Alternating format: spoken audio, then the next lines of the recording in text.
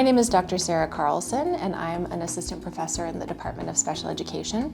Currently, I teach two classes, Special Education 552, which is teaching students with intellectual and severe disabilities, and Special Education 510, which is special education law. I am finishing up my third year at the University of New Mexico.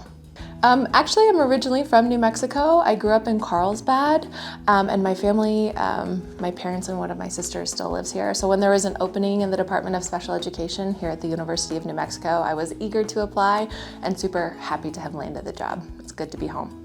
One of my favorite things about teaching online is just the fact that online learning is accessible to so many more students than in-person learning is. It really opens up higher education for a greater swath of students and makes our education here accessible, which is only beneficial for our students as well as the state of New Mexico. I think one misconception about online learning is that it's easier, and I just don't think that's true. I say that as an instructor of online education as well as a former student in an online master's program. I think what's important to remember about online learning is it is easier for some students in some situations, and it's harder for some students in other situations. It's really about understanding yourself as a student and the content that's going to be delivered and making sure there's a match. So it's not necessarily easier, it's just a matter of if it's easier for you. One of my favorite things to teach about is the social ecological model of disability. The social ecological model of disability is a construct for understanding and approaching disability. It teaches us that disability is the existence of a mismatch between a person's competencies as well as the demands of an environment. When there's alignment between those two things, we see that there isn't a disability, and when there's a mismatch between those two things, we see that there is a disability. It's exciting for me to teach students about this construct, to show them that there's a different way of approaching students with disabilities and their education, right? We can step back and say, this isn't an issue of the student, this is an issue of the environment and the student. And what can we change about those two things to make sure that our student is successful? It's just fun to shift people's perspectives and to support them to approach problem solving in a different way. Online learning is important to me because it makes higher education more accessible to a wider variety of people. For example, here in the state of New Mexico, the University of New Mexico is the only institution that offers a special education program addressing the needs of students with intellectual and severe disabilities. Because our program is online, students from across the state can access our coursework and can be prepared to teach students with intellectual and severe disabilities. If our program was online, only people here locally within Albuquerque and the greater Albuquerque region could have access to this coursework. And so having our classes online makes it so much more accessible, and that's beneficial to our students as well as to the students of New Mexico. One of the core components of my teaching philosophy is that education should be accessible, and that I, as the instructor, should do the hard work of ensuring that it is accessible for all of the students in my class.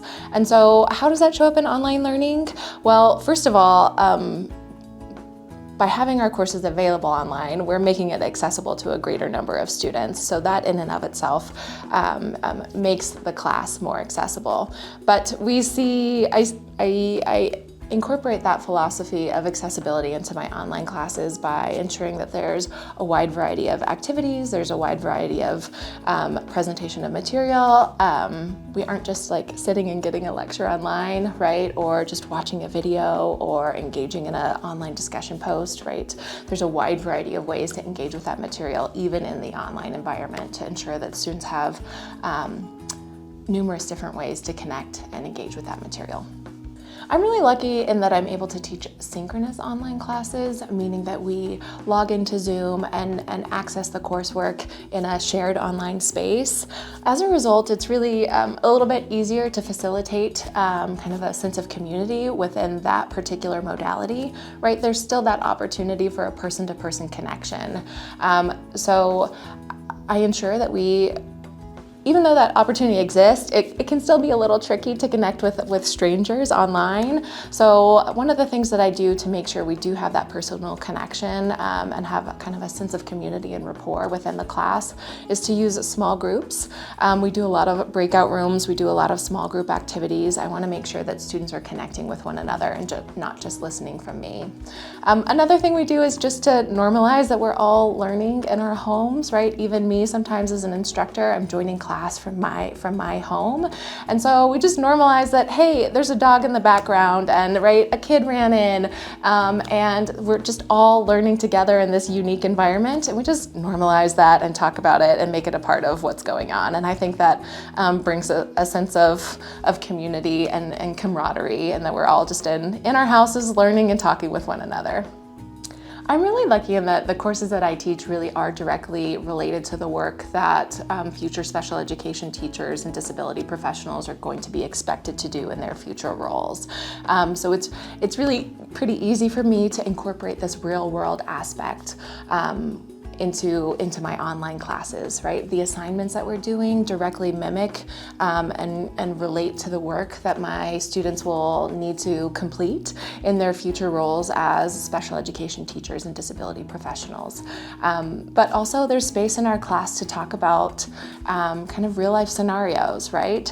Many of the folks who are engaged in my classes are working professionals, and they bring their experience, they bring these different examples, and we get to talk about it as a class and say, how would we handle this? So just the nature of the classes that I teach really opens up the possibility for a real world connection. For anyone who's new to online learning, I'd really encourage you to, at the onset of the semester, to try to make a connection with your instructor, right?